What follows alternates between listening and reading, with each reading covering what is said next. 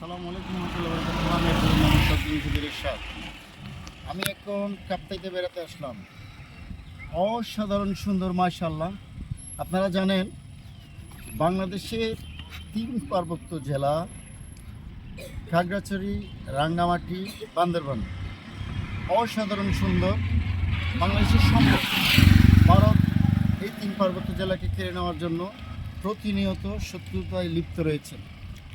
আওয়ামী লীগ স্বাধীনতার পক্ষে বলে যেভাবে ভারতের দালালিতে লিপ্ত হয়ে ধ্বংস হয়েছে, আমি আগামী রাজনৈতিক দল বা কোনো ব্যক্তি প্রতিষ্ঠানকে হুঁশিয়ার করে দিচ্ছি, আপনারা যদি আমাদের এই দেশের স্বার্থ নিয়ে ভারতের দালালিতে লিপ্ত থাকেন তাহলে ছাত্র জনতা যেভাবে আওয়ামী লীগকে বিতাড়িত করেছে, ছাত্র জনতা তথা সাধারণ জনগণ আগামীতেও আমরা সেইভাবে বিতাড়িত করবো ইনশাল্লাহ।